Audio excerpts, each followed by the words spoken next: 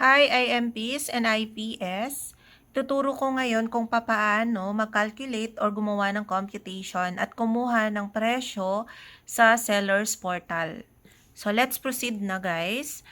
Type lang natin sa Google SMDC Sales, then seller's portal,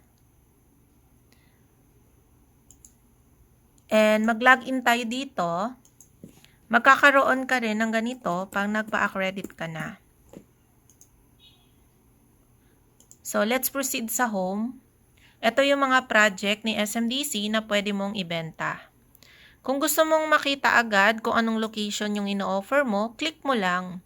For example, Quezon City. So, lalabas lahat ng project na pwede mong ibenta sa Quezon City. For example, pili ako isa, Vine Residences. Click ko yung inventory. Then, kung gusto mong i-offer yung pinaka-lowest price na unit sa system, click mo yung export to Excel.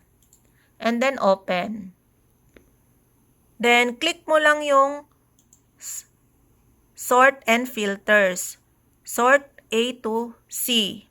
Para makita mo yung pinaka-lowest price ng unit. Pag i-click mo naman yung Z to A, meaning yung pinaka-highest price to the lowest price. So, kung gusto mo naman ng lowest price to highest price, ito. So, yan. Unang lalabas yung mga parking. So, punta tayo sa unit. Ang pinaka-lowest price is itong BO40216, 3,406,000. Ayan. Then, 29.65 square meter, 2 bedroom. So, ilipat na natin yan sa Excel.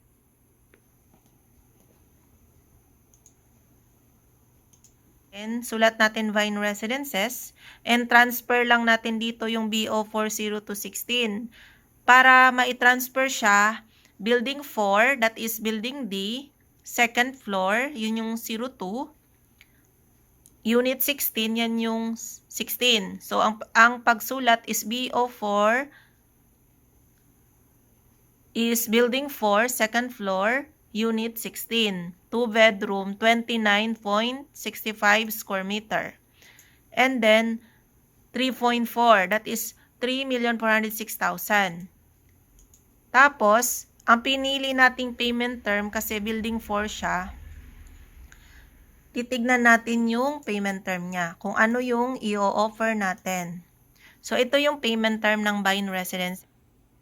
So, ito na guys, applicable siya sa BO3, BO4, BO5. So, building 3, building 4, building 5, pwede yung 5% payable in 6 months, 7% in 18 months, 88% balance with 10% discount.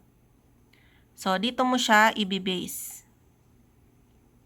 Ito yung pinili kong payment term kasi mas magaan, kasi 7% lang in 18 months. So, balik na tayo sa Excel.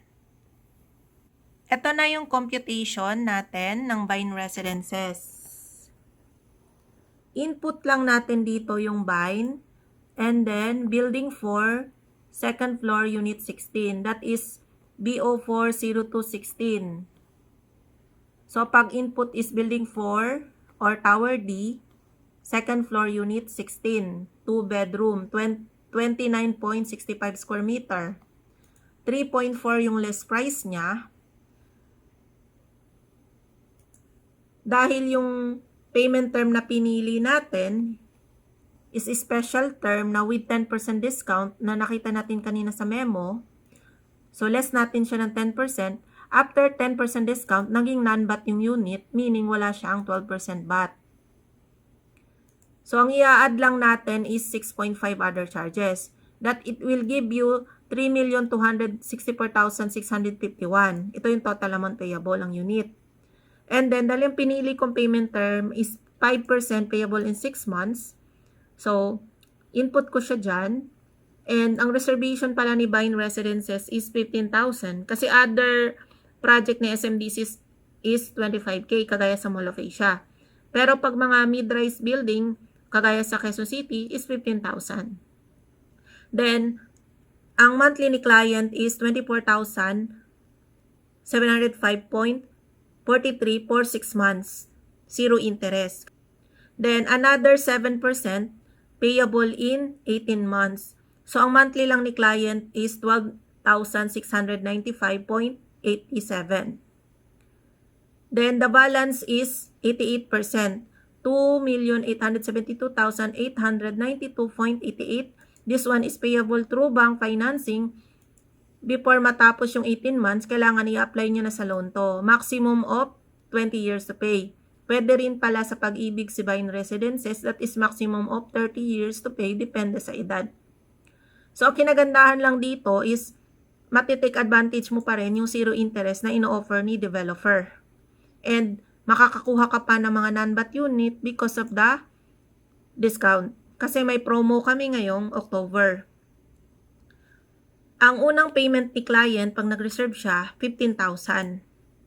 Then, after 30 days, magi-start na yung monthly ng kanyang down payment in 6 months.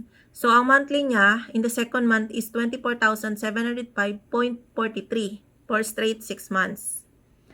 And pag natapos na yung 6 months, magi-start na naman yung 7% down payment to payable in 18 months. Mas mababa na yung monthly niya dyan, 12,695.87. And para malaman naman kung saan nakalocate tong unit na to, don't forget pala i-screenshot nyo lang para meron kayong pang-send sa client nyo. Ito yung paggawa ng computation. Actually, marami tayong choices. Merong no spot pero hindi pa makakalipat. So, syempre, ito yung pipiliin natin. Pero pag urgent move-in si client, may other payment term tayo para doon. Yun yung 5% payable in 1 month. Kaso, wala siyang 10% discount. Kasi urgent move-in siya. So, pwede namang i-discuss yan via Zoom. So, ngayon guys, ituturo ko naman kung saan nakalocate yung unit para malaman nyo kung ano yung unit na ino-offer nyo sa client. Ito na yung floor plan ng unit. Sisendan ko kayo ng presentation guys para makita nyo and ma-view nyo kung saan yung mga floor plan. So, this one guys is building 4. This is tower 4. Second floor until 11th floor. So, hahanapin natin dyan guys kung saan yung unit na ino-offer natin sa client. So, dahil unit 16 siya, second floor, unit 16, hanapin lang natin dyan yung unit 16. So, ito yung unit guys na ino-offer natin sa client. Ito. So, mas maganda, screenshot nyo yan, lagyan nyo siya ng arrow. Tapos, ito yung pang-send nyo sa client para ma-detect niya guys kung saan yung unit na ino-offer nyo sa kanya. So, save ko lang yan.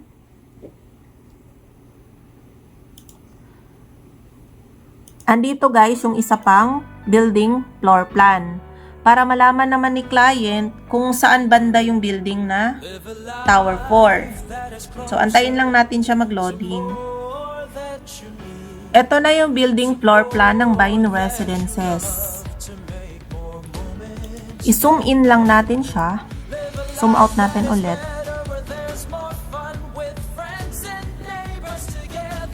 Ito na guys yung Tower 4. Ayan, Tower 4. Paano ba natin malalaman kung anong view ng unit? So, hanapin natin siya. Ito siya, diba guys? So, number 16. Ito yung unit. Balik tayo doon. So, andito guys yung unit. Andito guys yung unit. Ang naging palatandaan ko itong dulo.